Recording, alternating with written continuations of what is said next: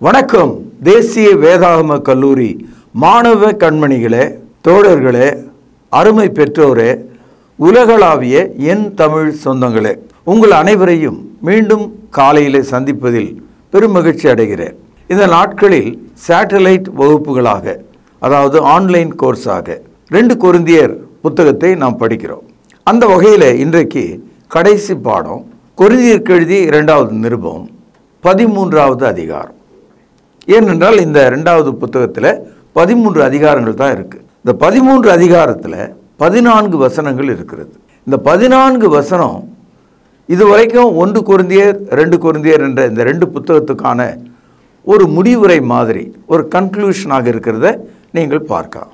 அப்போஸ்தலனாகிய பவுல் பெரிய அப்போஸ்தலனாக, பெரிய அதிகாரம் உடையவராக, அற்புத அடையாளங்களை செய்கிறவராக, தேவனுடைய வார்த்தையை எழுதி நமக்கு தருகிறவராக இருந்தாலும், அவர் ஒரு அட்டகாசமான, திமிர் பிடித்த, கர்வம் கொண்ட ஒரு மத யானையை போல, ஒரு வீட்டுக்குள்ளே ஒரு யானையை விட்டு அந்த வீட்டில் இருக்கிற எல்லா பொருளும் நசுங்கி போயிடும். அந்த மாதிரி அவர் செய்யலை. மாறாக நகைப்பற்றையில் சிறு சிறு ஓட்டைகளை அடைத்து, சிறு சிறு பொருட்களை ஒன்றாக இணைத்து அருமையான ஒரு ஆபரணம் செய்யப்படுவது போல, like a necklace how the goldsmith is making, பரிசுத்த ஆவியானவருடைய ஒத்தாசையினால கிறிஸ்துக்குள்ளான மனிதனை, அவனை பூரண புருஷனாக மாறும்படி, வளர்ச்சி அடையும்படி, சிறு சிறு விஷயங்களிலே டீட்டெயில் பார்த்து அவனை உருவேற்றுகிறவராக, ஆயத்தப்படுத்துகிறவராக, அவனை ஒரு முழு மனிதனாக, ஒரு மெச்சூரிட்டிக்கு, ஒரு முழு நிலைக்கு அவனை உயர்த்துகிறவராக இருக்கிறார். ஒரு காலத்தில் ஸ்கூல்லெல்லாம் வாத்தியார்கள் மாணவர்களை அடித்தே கொன்று விடுவார்கள். அதற்காக பயந்து கொண்டு தான் பிள்ளைங்க படித்தாங்க. வாத்தியார் அடிக்கிறாருன்னு தான் இவன் படித்தான். அவன் படிக்கணும்னு படிக்கலை, கற்றுக்கொள்ளணும் அவன் கற்றுக்கொள்ளலை. அதனால தான் நம்முடைய பிள்ளைகள் பாஸ் செய்வதற்காக படித்தார்களே தவிர அறிவை விருத்தி அடைவதற்காக அவர்கள் படிக்கலை. ஒரு காலத்தில் ஆசிரியர்கள் பிள்ளைகளை இம்போசிஷன் என்று சொல்லி 200 முறை எழுதிட்டுவான்னு சொல்லி கையை உடைப்பார். இது ஒரு நாகரிகமான முறை. டேபிள் மேலே கையை வைத்து ரூல் தடியால் 12 அடி அடித்து அந்த சிறு பிள்ளைகளுடைய விரல்கள் உள்ள சிறிய எலும்புகள் நொறுங்கி விடுகிற அளவுக்கு அடிப்பார்கள். காதை பிடித்து கிழிக்காத குறையாக திருகுவார்கள். தலையில் இருக்கிற மூளை கலங்கு அளவுக்கு தலையிலே கொட்டுவார்கள். இப்படிப்பட்ட பாவப்பட்ட ஜென்மங்கள் இப்பொழுது இல்லை. சட்டத்தின் கீழே இவைகளெல்லாம் மாற்றப்பட்டிருக்கிறதை நாம் பார்க்கிறோம். பைபிளை எடுத்து படிக்கும்போது நீ ஒரு மாணவனாக, அப்போஸ்தலன் ஒரு ஆசிரியராக, அவருடைய குணம், அவருடைய ஆட்டிடியூட், அவர் கற்பிக்கும் முறை, அவர் போதிக்கும் முறை, அவர் நம்மை நெருங்கி நம்மை அறிவடைய செய்கிற விதம், நாம் விசுவாசத்தில் வளருகிற அந்த குணம், இதையெல்லாம் கண்டு நாம் ஆச்சரியப்படலாம்.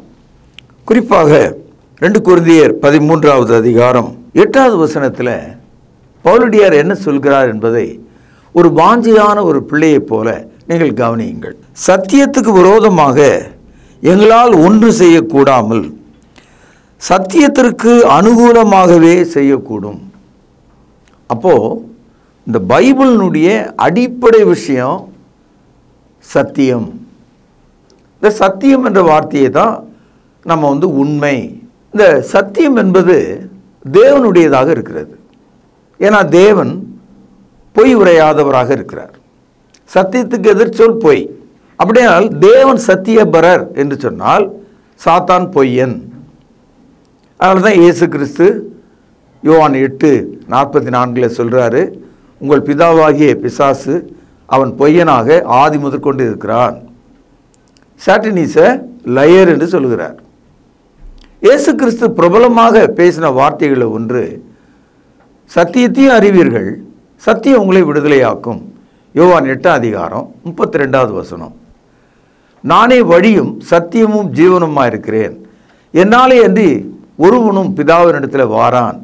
யோவான் 14 அதிகாரம் 6வது வசனம்.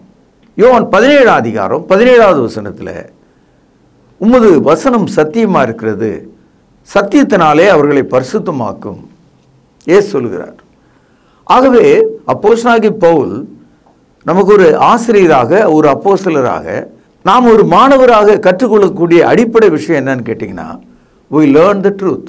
அப்போ கிறிஸ்தவ மார்க்கம் என்பது ஏதோ உலகத்தில் இருக்கிற ஒரு அரசியல் அல்லது மக்களை மாற்ற வந்த ஒரு புரட்சி அமைப்பு அல்லது பூமியை ஏமாற்றுகிற ஒரு காரியமாக இல்லாமல் it is all about the truth.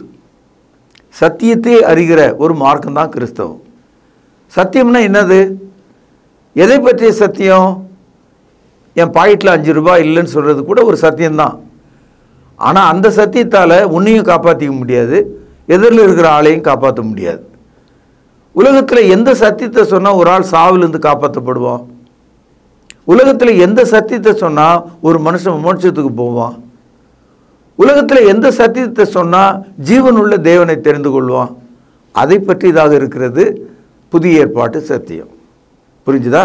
Truth about God, truth about life, truth about a life after death. இது சத்தியம். ஆகவே பரிசுத்த ஆவியினாலே அப்போஸ்தலனாகிய பவுல் சொல்கிறார், சத்தியத்துக்கு விரோதமாக எதுவுமே நான் செய்ய முடியாது. சத்தியத்தை சொல்வது தான் என்னுடைய பணி. அநேகர் என்னை பார்த்து கேட்கிறார்கள், நீங்கள் என்ன வினோதமாக போதிக்கிறீங்க? மற்றவங்க மாதிரிலாம் சொல்கிறது இல்லையே. இயேசு அழுகிறார், இயேசு சிரிக்கிறார், இயேசு வாழ்கிறார், தூங்குகிறார், இந்த மாதிரிலாம் போதிக்கிறது இல்லையே நீங்கள். இயேசு சத்தியமாக இருக்கிறார் என்று சொல்கிறார். ஏனென்றால் இந்த பைபிள் முழுவதும் சத்தியத்தின் மார்க்கமாக இருக்குது. கிறிஸ்தவத்துக்கு இன்னொரு பெயரே சத்திய மார்க்கம். அப்போஸ்தலர்கள் இந்த சத்தியத்தை எடுத்து சொல்லும்போது அவளுடைய உடல், அவளுடைய மனம், அவளுடைய தன்மை எப்படி இருக்கிறதா? பலவீனராக இருக்கிறார்களாம். காரணம் என்னென்னா, முரட்டுத்தனமாக சத்தியத்தை சொல்ல முடியாது, கோபத்தில் சத்தியத்தை சொல்லக்கூடாது, வெறி கொண்டு சத்தியத்தை சொல்லக்கூடாது. சத்தியத்தை அன்புடன் தான் சொல்லணும். புரியுதா உங்களுக்கு? we need to teach the truth with love. எப்பவுமே சத்தியத்தை அகங்காரத்தினாலேயோ பெருமையினாலேயோ கர்வத்தினாலேயோ வெறியினாலேயோ கையில் கத்தியை வச்சுக்கிட்டோ இந்த சத்தியத்தை கேளு அப்படின்லாம் சொல்ல முடியாது. அந்த மாதிரிலாம் மிரட்ட முடியாது. அப்படி மிரட்டுறது சத்தியமும் கிடையாது. சொல்கிறது விளங்குச்சுங்களா உங்களுக்கு? எருமை மேலே பாச வலையை எடுத்துக்கொண்டு யமன் வருகிறான் என்று நம்ம ஊரில் கதை இருக்கிறது. அவனிடத்தில் சத்தியத்தை நீ தேட முடியாது. சிலுவை மீது இருந்த கள்ளனுக்கு சிலுவையில் அறையப்பட்ட இயேசு கிறிஸ்து சத்தியமாக இருக்கிறார். இன்றைக்கு நீ என்னுடனே கூட பரதீசில் இருப்பாய் என்று சொன்னாரே, அது சத்தியம். நீ பரலோகத்துக்கு ஏறி வருவதற்கு, உன் பாவங்களை மன்னிப்பதற்கு நான் சிந்துகிற ரத்தம் நீ தேவனிடத்தில் சேரும் ஸ்லாக்கியம் என்று சொன்னாரே, அது சத்தியம். What is truth? Truth about அவர் சால்வேஷன். ஆகவே சத்தியத்தை சொல்கிற ஆள் எப்படி சொல்கிறார் பாருங்க. 9ஆம் வசனம், நாங்கள் பலவீனரும் நீங்கள் பலமுள்ளவர்களாக இருக்கையில் சந்தோஷப்படுகிறோம், நீங்கள் நற்சீர் பொருந்தும்படிக்கு விண்ணப்பம் பண்ணுகிறோம். The very attitude of the apostle, I am weak, you are strong. You all need to be edified. நீங்கள் அனைவரும் நற்சீர் பொருந்தும்படியாக, நல்ல சீரை அடையும்படியாக, ஒழுங்காக இருக்கும்படியாக. இதுதான் கிறிஸ்தவம். ஒரு பெரிய 1000 பேர் கூட்டமாக போகிறாங்க, எல்லாம் சேர்ந்து கோஷம் போடுறான். எதுக்கு கோஷம் போடுறான், ஏன் கோஷம் போடுறான்னு எவனுக்குமே தெரியாது. எல்லாம் ஒவ்வொன்று கத்திட்டு இருப்பான். மத விஷயத்திலும் சரி, அரசியல் விஷயத்திலும் சரி, இன்றைக்கு மக்கள் அப்படி தானே இருக்காங்க. வாழ்க ஒழிகன்னு கத்திட்டு இருக்கான். நற்சீர் பொருந்துதல் என்பது அத்தனை பேரும் ஒரே மாதிரி சத்தியத்தை கை கொள்வது. சத்தியத்தை கை கொள்ளுகிற விஷயத்தில் நாம் நற்சீர் பொருந்தியவர்களாக இருக்க வேண்டும். சில ஆள் இருக்கான், வீட்டுக்குள்ளே வந்தால் சேரை எட்டி உதைப்பான், பானை எட்டி உதைப்பான், பிள்ளைகளை எட்டி அடிப்பான், வீடு முழுதும் இழுத்து பிச்சு போடுவான், மனைவியை அடிப்பான். ஏதோ ஒரு பேய் பிசாசு மாதிரி வீட்டுக்குள்ளே நடந்துவான். அது மாதிரி தான் இன்றைக்கி சில சபைகள் கூட இருக்குது. நம்ம ஒரு சபைக்குள்ளே போனால் அந்த மனுஷன் பேசுகிற வார்த்தைகளும் அவன் பாடுற பாடல்களும் நம்ம அந்த இடத்த விட்டு ஓடணுன்ற அளவுக்கு கொண்டு வந்துடுவான். அவ்வளவு அசிங்கமாக குற்றப்படுத்தி கேவலப்படுத்தி இல்லாத பொல்லாதெல்லாம் சொல்லி, உனக்கு பிசாசு பிடிச்சிருக்கு, 7 பிசாசு பிடிச்சிருக்கு, நீ நாசமாக போவ, இப்படியெல்லாம் சொன்னால் ஒரு ஆள் கூட அந்த சபையில் இருக்க மாட்டான். கிறிஸ்தவம் என்பது நீங்கள் எந்த நிலையில் இருக்கிறீங்களோ அங்கிருந்து அப்படியே மேலே தூக்கிட்டு வர்றது தான். இப்போது நம்ம பல்லில் ஒரு பல் விழுந்துருச்சுன்னு வச்சுக்குவோம், அதுக்காக 32 பல்லையும் தட்டுவீங்க? விழுந்துட்ட பல்ல வேணால் மறுபடியும் எடுத்து கட்டலாம். ஒன்று விழுந்தது ஒன்றை கட்டலாம். இப்போ புரியுதா உங்களுக்கு? அது மாதிரி மனிதர்கள் பாவப்பட்டவர்கள், பலவீனர்கள், சஞ்சலம் உள்ளவர்கள், வேதனை நிறைந்தவர்கள், ஏழைகள், பசியாக இருக்கிறவர்கள், கடுமையான நோயினால் பாதிக்கப்பட்டிருக்காங்க, ஆதரவற்றவர்கள், நல்ல வார்த்தை யாருமே சொல்வது கிடையாது. அப்படிப்பட்ட பரதேசிகள் வருகிற இடத்துல நம்ம எப்படி நடந்துக்கணும்? நம்ம எப்படி அவர்களை உருவாக்கணும்? அன்னை தெரசாவை பற்றி நீங்கள் கேள்விப்பட்டிருப்பீங்க. கல்கத்தா வீதியில் ஒரு 80 வருஷத்துக்கு முன்னால் தெரு தெருவாக நூற்றுக்கணக்கான குஷ்டரோகிகள் கூட்டம் கூட்டமாக பாட்டு பாடிக்கிட்டு பாத்திரத்தை தட்டிக்கிட்டு பிச்சை கேட்பாங்க. ஜனங்க அவங்கள கண்டாவே ஓடியே போயிடுவாங்க. ஒருவரும் அவர்களுக்கு உணவளிப்பதில்லை, அவர்களை கவனிப்பதில்லை. ரொம்ப கஷ்டம். இந்த குஷ்டரோகிகள் வந்தவங்க தெருக்களில் வாழ்ந்து தெருக்கள்லேயே ஒரு நாயை போல தான் செத்தே போவாங்க. நம்ம அவங்க கையால் அவர்களை தூக்கி, அவர்களை கழுவி, அவருடைய காயங்களை கட்டி, அவர்களை ஒரு அறைக்கு கொண்டு வந்து ஏதோ ஒரு சிறிய உணவளித்து அவர்களை காப்பாற்றியது. இன்றைக்கி இந்த நாட்டில் குஷ்டரோகம் என்பது ஒழித்து கட்டப்பட்டது. குஷ்டரோகிகளை நாம் பார்ப்பது தெருக்கள் இப்போ அரிதாக இருக்கிறது. காரணம் என்னென்னா, இப்படிப்பட்ட ஒரு சேவை, அந்த மாதிரி ஒரு சேவை தான் சபை செய்ய வேண்டியதாக இருக்கிறது. மனதால் குஷ்டரோகிகளாக மக்கள் இருக்காங்க இல்லையா? we all leprous in our heart. பாருங்கள், ஆதலால் இடித்து போட வல்ல ஊன்ற கட்டவே கர்த்தர் கொடுத்த அதிகாரத்தின்படி நான் உங்களிடத்தில் வந்திருக்கும் போது கண்டிதம் பண்ணாதபடிக்கு நான் தூரமாயிருந்து இவைகளை எழுதுகிறேன். கண்டிதம்னா கண்டிக்காமல், மிரட்டாமல், பயமுறுத்தாமல், உங்களை சரியாக கட்டுவதற்காகவே, உங்களை சரிப்படுத்துவதற்காகவே, உங்களை தூக்கி முட்டு கொடுத்து நிறுத்துவதற்காகவே, நீங்கள் சாய்ந்திருக்கிறீர்கள் உங்களை நிமிர்த்துவதற்காகவே நான் இவைகளை எல்லாம் உங்களுக்கு சொல்கிறேன் என்று சொல்கிறார். இயேசு கிறிஸ்துவை பாருங்கள். அவர் சொன்ன வார்த்தை என்ன தெரியுங்களா? மத்தேயு 11வது அதிகாரம் 28வது வசனத்தில், உலகத்தில் எந்த மதத்திலையும் இந்த மாதிரி ஒரு வார்த்தையே கிடையாது. உலகத்தில் எந்த ஒரு மதத்தை தொடங்கின மனிதனும் கூட இப்படி சொன்னதும் கிடையாது. என்ன சொன்னார் தெரியுங்களா?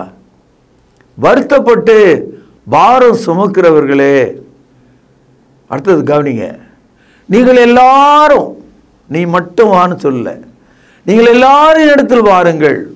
எவ்வளோ பெரிய அழைப்பு பார்த்தீங்களா? வருத்தப்பட்டு பாரம் சுமக்கிறவர்களே, நீங்கள் எல்லாரும் இடத்தில் வாருங்கள், நான் உங்களுக்கு இளைப்பாறுதல் தருவேன். Come unto me all that labor, I will give you rest. நான் உங்களுக்கு இளைப்பாறுதலை தருவேன் என்று சொன்னார். இந்த சத்தம் இந்த நாளில இந்த தொலைக்காட்சியின் வழியாக உங்கள் ஆன்மாவை ஊடுருவ வேண்டும். நலிந்து நசுங்கி போன உன்னுடைய நிலை மாற வேண்டும். உங்கள் கண்ணீர்கள் துடைக்கப்பட வேண்டும். உங்கள் சோர்வு நீக்கப்பட வேண்டும். திருந்திய ஒரு நல்வாழ்வுக்கு நீங்கள் வர வேண்டும் என்று நான் செபிக்கிறேன். The work of the Holy Spirit is to construct you out of your weakness. பரிசுத்த ஆவியானவருடைய வேலை உன்னுடைய பலவீனத்திலே உனக்கு உதவி செய்வதாக அவர் இருக்கிறார். அதனால தான் பரிசுத்த ஆவியானவருக்கு ஒரு பெயர் தேற்றரவாளன், ஆங்கிலத்தில் கம்ஃபர்டர். என் அன்பு சகோதரர்களே, நீங்கள் அற்புதமான மக்களாக இருங்கள். 2 கொரிந்தியர் 13வது அதிகாரம் 11வது வசனம், கடைசியாக சகோதரரே, 1 சந்தோஷமாயிருங்கள், 2 நற்சீர் பொருந்துங்கள், 3 ஆறுதல் அடையுங்கள், 4 ஏக சிந்தையாயிருங்கள், 5 சமாதானமாயிருங்கள், அப்பொழுது அன்புக்கும் சமாதானத்துக்கும் காரணமாகிய தேவன் உங்களோடு இருப்பார். வீட்டிலே பிள்ளைகளை விட்டு தூரமாய் போகிற பெற்றோர்கள் பிள்ளைகளை ஆசீர்வதித்து, பத்திரமா இருங்க, வீட்டுக்குள்ளே இருங்க, போதுமான உணவு இருக்கிறது, ஏதாவது ஒரு கஷ்டம் இருந்தால் ஃபோன் பண்ணுங்க, அப்பா அம்மா சீக்கிரமாக வந்துடுவேன், பயப்படாதீங்க, சீக்கிரமாக படுத்து தூங்குங்க, வீட்டை நன்றாக பூட்டி கொள்ளுங்கள் எல்லாம் சொல்லிட்டு போகிறாங்க இல்லையா? அது மாதிரி இந்த வசனத்தில் சபையில் உள்ள மக்களுக்கு சொல்கிறார், இப்படி இருங்கள். கடைசியாக என் சகோதரரே, சந்தோஷமாயிருங்கள், நற்சீர் பொருந்துங்கள், ஆறுதல் அடையுங்கள், ஏக சிந்தையாயிருங்கள், சமாதானமாயிருங்கள். This is what God expected. கடவுள் எதிர்பார்க்கும் திருச்சபையின் மக்கள் கூட்டம் இப்படி தான் இருக்க வேண்டும். சில மக்களுக்கு ஆசீர்வாதம்னா பிடிக்காது, ஆனால் ஆசீர்வாதம் வேணும்னு மட்டும் ஜெபம் பண்ணுவாங்க. ஆசீர்வாதம்ன்ற வார்த்தையை சொல்லாகத்தான் பயன்படுத்துகிறாங்களே தவிர அனுபவமாக பயன்படுத்துவது கிடையாது. ஆசீர்வாதம் என்பது அனுபவம், வெறும் சொற்கள் அல்ல. அது இப்போ உங்களை பார்த்து நல்லா இருங்க, கடவுள் உங்களை ஆசீர்வதிக்கிட்டோம் அப்படின்னு சொல்கிறது வெறும் சொல் அல்ல, அது நிஜமாக மாற வேண்டும். அது நிஜம். ஆசீர்வாதம் என்பது எழுதி கொடுக்கிற ஒரு வரிகள் அல்ல, எழுத்துக்கள் அல்ல, வாயின் சொற்கள். உயிருள்ள மனிதன் தான் இன்னொரு மனிதனை பார்த்து ஆசீர்வாதம் என்று சொல்ல முடியும், செத்தால் சொல்ல முடியாது. ஆனால் தேவன் எப்போதும் இருக்கிறவரார், நித்தியவராக இருக்கார். அப்போ அவர் சொன்ன வார்த்தை ஆசீர்வாதமாக இருக்குமானால் அது எப்போதும் இருக்கும். மனிதன் ஒரு ஆசீர்வாதத்தை சொல்லுவான், 4 நாட்களுக்கு பிறகு என்ன சொல்லுவான், அன்னைக்கு சொன்னது அந்த வாய், இன்னைக்கு சொன்னது இந்த நார வாய், அதெல்லாம் கிடையாது, நீ நாசமாக போ அப்படின்னு சொல்லிட்டு அதே ஆள் போயிடுவோம். அப்போது ஆசீர்வாதங்களை வாயினாலே மனிதர்கள் மாற்றிக்கொள்கிறார்கள். ஆனால் தேவன் நீ ஆசீர்வாதமாக இருப்பாய் என்று சொன்னால் அவர் அந்த வாயை மாற்றிக்கொள்ள மாட்டார். God cannot lie, God cannot change, He is immutable. So when God says I bless you, God stands as a guarantee, as a blesser. உங்களை ஆசீர்வதிக்கிறவராக அவர் தமது வாயை திறக்கும்போது அது ஆசீர்வாதமாக இருக்கும். கர்த்தர் ஆபிரகாமை பார்த்து நான் உன்னை ஆசீர்வதிப்பேன் என்று சொன்னார். அடுத்து சொன்னார் நீ ஆசீர்வாதமாக இருப்பாய் என்று சொன்னார். இது 2 ஆபிரகாம் வாழ்க்கையில் நடந்தது. அது மாதிரி கிறிஸ்துக்குள்ளே நாம் ஆசீர்வதிக்கப்பட வேண்டும். இப்போது நம்மை ஆசீர்வதிப்பதற்கு தேவன் சில வழிமுறைகளை வைத்திருக்கிறார். இப்போது ஒரு கடிதம் எழுதுகிறோம், முதல்ல கையெழுத்து போட்டு மேலே, அதுக்கப்புறம் கடிதம் எழுதுவதில்லை. கடிதம்லாம் எழுதி முடிச்சுட்டு வளமுடன் வாழ்க, நன்றாக இருக்கவும், இப்படிக்கு, அதுக்கப்புறம் தான் கையெழுத்து போடுறோம். அது மாதிரி ஆசீர்வாதங்கள் எப்போதுமே முடிவில் கூறப்படுகிறது. கடவுளுடைய வார்த்தையின்படி கேட்டு நடக்கிற மனிதனுக்கு முடிவில் சொல்லப்படுவது ஆசீர்வாதம். அதனால தான் சபையில் எல்லா நிகழ்ச்சியிலும் ஆசீர்வாதத்தை கூறுகிறார்கள். ஆனால் இந்த புதிய ஏற்பாட்டு சபைகள் அது கூறுவது கிடையாது. ஏன்னா அவங்களுக்கு தெரியாது, அவங்களுக்கு அந்த நம்பிக்கை இல்லை, சொல்வதற்கு அந்த ஆளுக்கு தகுதியும் இல்லை. ஏன்னா அவரே ஒரு சாபமாக இருக்கும்போது எப்படி மற்றவருக்கு போய் ஆசீர்வாதம் கூற முடியும்? ஆசீர்வாதத்தை அனுபவிக்காத ஆள் ஆசீர்வாதத்தை எப்படி பேச முடியும்? சொல்றது விளங்குச்சா? புதிய ஏற்பாட்டில் எல்லா சூழல்லையும் ஆசீர்வாதங்கள் பேசப்பட்டிருக்கு. குறிப்பாக சபையாக கூடி கலையும் போது, ஒரே நோக்கத்துக்காக சேர்ந்து பிரியும் போது ஆசீர்வாதங்களோடு அது முடிவடைகிறதை நீங்கள் பார்க்கலாம். இஸ்ரவேலர்கள் மத்தியில் இந்த ஆசீர்வாத கொள்கை இருந்திருக்கிறது. என்னாகமும் 6வது அதிகாரம், பழைய ஏற்பாட்டில் 175வது பக்கம், 24வது வசனம். நல்லா கவனிங்க. கர்த்தர் உன்னை ஆசீர்வதித்து உன்னை காக்க கடவர். 1. கர்த்தர் தம்முடைய முகத்தை உன்மேலே பிரகாசிக்க பண்ணி உன்மேல் கிருபையா இருக்க கடவர். 2. 3, 26வது வசனம். கர்த்தர் தம்முடைய முகத்தை உன்மேல் பிரசன்னமாக்கி உனக்கு சமாதானத்தை கட்டளையிட கடவர் என்பதே. இந்த வார்த்தையை மோசே இஸ்ரவேலர்கள் மேலே சொன்னார். வாயில் சொன்னார், கடவுளுடைய வார்த்தையாக சொன்னார். ஏனென்றால் கடவுள் இந்த வார்த்தையை இப்படியே சொல்லும்படியாக கர்த்தர் சொல்லியிருந்தார். ஆகவே பிழை இல்லாமல் அந்த வார்த்தையை மோசே இஸ்ரவேல் மேலே சொன்னார். சொல்லிட்டு எல்லாரையும் அவர் பார்க்கிறார். ஒன்றும் நடக்கலை. வானத்திலிருந்து பனி பெய்யலை, சூரியன் அதிக பளிச்சென்று தெரியல, அதாவது எந்த மாற்றம் மாறலை, நடக்கலை. ஆனால் இந்த வார்த்தையை சொல்லும்படி கடவுள் சொல்லியிருந்தார். அது நடக்கும், அந்த அற்புதம் நடக்கும். திடீர்னு எல்லாமே மாறிடுன்னு நினச்சிடாதீங்க, அது மாறும். தேவனுடைய வார்த்தை சொன்னால் நடக்கும். மோசே சொன்னார் பாருங்க, அப்போ சொல்கிறார் பாருங்க இந்த வசனம், இது ரொம்ப முக்கியம், கவனிக்கணும் நீங்கள். என்னாகும் 6ஆம் அதிகாரம் 27வது வசனம், நல்லா கவனிங்க. இவ்விதமாய் அவர்கள் என் நாமத்தை இஸ்ரவேல் புத்திரர் மேல், நல்லா கவனிங்க, கூற கடவர்கள். அடுத்த வரி பாருங்க, பேனால அடிக்கோட்டிடுங்கள். அப்பொழுது நான் அவர்களை ஆசீர்வதிப்பேன் என்று சொல் என்றார். அதாவது இந்த ஆசீர்வாதத்தை மோசே அல்லது மூப்பர்கள் அந்த வார்த்தைகளை சொல்லிவிட்டு ஓய்ந்து விடும்போது, நிறுத்தி விடும்போது, பரலோகத்தில் இருக்கிற தேவன் சொன்ன அந்த வார்த்தையை ஆசீர்வாதமாக மாற்றுவேன் என்று சொல்கிறார். இப்போ நான் உங்களை ஆசீர்வதிக்கிறேன் என்று நான் சொன்னாலோ, அல்லது கர்த்தர் உங்களை ஆசீர்வதிப்பார் என்று நான் சொன்னாலோ, என் வாயினுடைய வார்த்தையினால் ஆசீர்வதிக்கலை, என் வேலையை நான் செய்த, கர்த்தர் உங்களை ஆசீர்வதிப்பார்னு சொல்கிறேன். ஆனால் ஆசீர்வாதத்தை கொடுக்கிறவர் தேவன். மோசே இஸ்ரவேலர் மேலே இதை சொன்னார். இந்த கருத்தை அப்படியே சொல்லும்போது, அப்பொழுது நான் அவர்களை ஆசீர்வதிப்பேன். எவர் ஆசீர்வதிப்பார்? சொல்கிற ஆள் இல்லை, பரலோகத்தில் இருக்கிற தேவன் சொல்கிறாரு, நான் உங்களை ஆசீர்வதிப்பேன். அப்போது ஆசீர்வாதத்தை நாம் கூறும்போது, கடவுளுடைய வார்த்தையாக கூறும்போது, நம்மிடத்திலிருந்து அந்த சொல் புறப்பட்டு போகும்போது, அந்த சொல் கேட்ட மனிதனை தேவன் ஆசீர்வதிக்கிறார். அதான் அதில் உள்ள ஆழமான சத்தியம். இதை தான் ஆங்கிலத்தில் பெனடிக்ஷன், அதாவது இந்த பெனடிக்ஷன் என்பது லத்தீன் வார்த்தை. அந்த அர்த்தம் என்னன்னா ஆசீர்வாதம் கூறுதல் என்று பொருள்.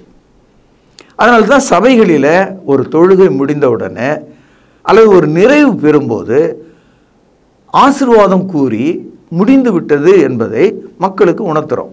எறும்புகள் ஒரு கூட்டமாக மொய்ந்து கொண்டிருக்கோம். நடுவில் கொஞ்சோண்டு கெரோசினை ஊற்றினோம்னா எல்லா எறும்புகளும் செத்தம் பொழைச்சன்னு சொல்லி எல்லா பக்கம் ஓடுறதை நீங்கள் பார்த்துருப்பீங்க. அப்படி தான் இன்றைக்கி சபைகளில் சபை முடிந்ததா, ஆசீர்வாதம் கூறப்பட்டதா, நிம்மதி வந்ததா, சமாதானம் உண்டானதா என்ற விவரமே தெரியாமல் ஒரு ஜபம் பண்ணி முடித்த உடனே அது முடிந்து விட்டது என்பதற்காக தான் நாம் ஆமேன் என்று சொல்கிறோம். அப்படியானால் ஒரு தொழுகை நிறைவேறி விட்டது என்பதற்காகத்தான் ஆசீர்வாதத்தை நாம் கூறுகிறோம். அப்போ ஆசீர்வாதத்தை நீங்கள் கூறாமல் மொக்கையாக விட்டுட்டா, அந்த பிரசங்கியார் எப்படி மொக்கையாக இருக்காரோ அது மாதிரி சபையும் மொக்கையாக தான் இருக்கும். ஒன்றுமே தெரியாத மண்டுகள் மாதிரி தான் இருப்பாங்க அவங்க. அதனால தான் சபையில் benediction is more important. we need to conclude the worship with a word of blessing. தொழுகையை ஒரு ஆசீர்வாதத்தின் கீழே முடிக்கணும். எப்படி முடிக்கணுன்றதை நாம் இங்கே பார்க்கிறோம். 2 கொரிந்தியர் 13வது அதிகாரம் 14வது வசனம். கர்த்தராகிய இயேசு கிறிஸ்துவினுடைய கிருபையும் 1, தேவனுடைய அன்பும் 2, பரிசுத்த ஆவியின் ஐக்கியமும் உங்கள் அனைவரோடும் கூட இருப்பதாக. ஆமேன். இப்படி தான் முடிக்கணும். இப்போது இந்த ஆசீர்வாதத்தை கூறும்போது கூட அங்கே இயேசு, பிதாவாகிய தேவன், பரிசுத்த ஆவி என்ற வார்த்தையை நீங்கள் பார்க்கலாம். அதே மாதிரி ஞானஸ்தானம் எடுக்கும்போது மத்தேயு 28ஆம் அதிகாரம் 19வது வசனத்தில் பிதா, குமாரன், பரிசுத்த ஆவி நாமத்திலே நாம் ஞானஸ்தானம் பெற்றுக்கொள்கிறோம். ஆக இந்த பிதா, குமாரன், பரிசுத்த ஆவி என்பது 3 தனித்தனி பெயராக இருந்தாலும் அவர்கள் ஒன்றாக இருக்கிற தேவனையே நமக்கு காண்பிக்கிறது. அவர்களுக்குள்ளே பிரிவினை இல்லை, ஏகத்துவமாக இருக்கிறார்கள். இதைத்தான் புதிய ஏற்பாடு தேவத்துவம், காட் ஹெட் என்று போதிக்கிறது. இந்த இடத்துல இயேசு கிறிஸ்துவின் கிருபை, கிருபை என்ற வார்த்தைக்கு கிரேக்க மொழியில் சாரிஸ், அது ஆங்கிலத்தில் கிரேஸ். இந்த கிருபை என்ற வார்த்தைக்கு என்ன அர்த்தம்னா, தேவன் பார்த்து இலவசமாக கொடுக்க ஒரு ஈவு, God's unmerited favour on any one, அதான் கிருபை. இந்த இடத்துல பரிசுத்த ஆவியானவர் என்ன சொல்றாரு? உன்னுடைய வாழ்க்கையில இயேசு கிறிஸ்துவே கிருபையாக இருக்கிறார். The very embodiment of the grace itself, Jesus Christ. ஆகவே கர்த்தராகிய இயேசு கிறிஸ்துனுடைய கிருபை, இயேசுவே உனக்கு கிருபையா இருக்கிறார். அடுத்தது தேவனுடைய அன்பு. இந்த அன்பு என்ற வார்த்தையை கிரேக்க மொழியில் அகாப்பே என்று சொல்றாங்க. அகாப்பே என்பது டிவைன் லவ். ஆங்கிலத்தில் இந்த அன்பு தான் லவ் என்று நாம் சொல்றோம். தெய்வீக அன்பு, டிவைன் லவ், அன்கண்டிஷனல் லவ். எந்தவித கட்டுப்பாடு விதிக்காமல் தேவன் நம் இருதயத்தில் ஊற்றுகிற அன்பு, பெருவெள்ளத்தின் இரைச்சலை போல நம்முடைய உள்ளத்திலே பொங்கும் அன்பு, தேவனுடைய அன்பு. மூன்றாவதாக பரிசுத்த ஆவியின் ஐக்கியம் என்று சொல்கிறார். இந்த ஐக்கியம் என்ற வார்த்தையை கிரேக்க மொழியில் கொய்னோனியா என்று சொல்கிறார்கள். இந்த கொய்னோனியா என்ற வார்த்தையை ஆங்கிலத்தில் ஃபெலோஷிப் என்று சொல்கிறார்கள். இந்த கொய்னோனியா ஃபெலோஷிப்புக்கு என்ன அர்த்தம்னா, தேவனும் நீங்களும் ஒன்றாக இருக்கிறீர்கள் என்று பொருள். ஒரே டேபிளில் உட்காந்து நம்ம சாப்பிடும்போது நீங்கள் அந்த பக்கம் இருந்தாலும் நான் இந்த பக்கம் இருந்தாலும் நம்ம ரெண்டு பேருக்கும் பரிமாறப்பட்ட உணவு ஒன்று தான். அது மாதிரி தேவனும் விசுவாசியாகிய நீங்களும் நானும் தேவனிடத்தில் ஐக்கியம் கொண்டிருக்கிறோம். ஒருவன் என் சத்தத்தை கேட்டு கதவை திறந்தால் நான் உள்ளே பிரவேசித்து அவனோடு போஜனம் பண்ணுவேன், அவனும் என்னோடு போஜனம் பண்ணுவான் என்று வெளிப்படுத்தல நாம் படிக்கிறோம். So the word fellowship in the Greek language koinonia, which means a common union on a table. ஒரு பொதுவான ஐக்கியம். மூன்று சொற்களை நம்ம இங்கே பார்த்தோம்: கிருபை, அன்பு, ஐக்கியம். இயேசு கிறிஸ்துவினால் கிருபை, தேவனிடத்திலிருந்து அன்பு, பரிசுத்த ஆவியின் வழியாக ஐக்கியம். இந்த மூன்று எப்போது உங்களோடு இருப்பதாக. எவ்வளோ அழகான ஒரு முடிவுரை, எவ்வளோ அழகான ஒரு பெனடிக்ஷன், எவ்வளோ அழகான ஒரு ஆசீர்வாதம். இப்படிப்பட்ட ஆசீர்வாதம் உள்ள ஒரு சபைக்கு நீங்கள் போகணும். அப்படிப்பட்ட நற்சீர் பொருந்தக்கூடிய ஒரு சபைக்கு நீங்கள் போகணும். உங்களை ஊன்ற கட்ட செய்கிற ஒரு சபைக்கு நீங்கள் போகணும். உங்கள் பாக்கெட்டை சுரண்ட ஆள், உங்கள் மனதை கெடுக்கிற ஆள், குடும்பத்தை பிரிக்கிற ஆள், பொய் தகவலை சொல்கிற ஆள், காணிக்கையை நோக்கமாக கொண்டவர்கள், கள்ள தீர்க்கதரிசிகள், மத வியாபாரிகள், மத எதிரிகள், இப்படிப்பட்ட கலகக்காரர்களிலிருந்து நீங்கள் விலகி ஜீவனுள்ள திருச்சபையை தெரிந்து கொண்டு நற்சீர் பொருந்தி வாழும்படி உங்களை ஆசிர்வதித்து ஒரு புதிய தொடரோடு நாளை நாம் சந்திக்கலாம். பிரார்த்தனை செய்வோம். பரலோகத்திலே வாசமாக இருக்கிற அற்புதமான தகப்பனே, நாங்கள் மிகவும் உற்சாகத்தோடு நன்றியோடு உம்முடைய தீர்மானங்களுக்காகவும் நீர் எங்களுக்கு கொடுத்த நற்செய்திக்காகவும் நன்றி செலுத்துகிறேன். விசேஷமாக இயேசு கிறிஸ்து எங்களுக்கு கிருபையாகவும், பிதாவாகிய தேவன் எங்களுக்கு அன்பாகவும், பரிசுத்த ஆவியானவர் எங்கள் ஐக்கியமாகவும் பேசப்பட்டதுக்காக துதிக்கிறேன், ஸ்தோத்திரிக்கிறேன். கேட்ட மக்கள் யாவரையும் ஆசீர்வதியும். இயேசுவின் ஜீவனுள்ள நாமத்திலே ஜெபம் கேளும் பிதாவே, ஆமென்.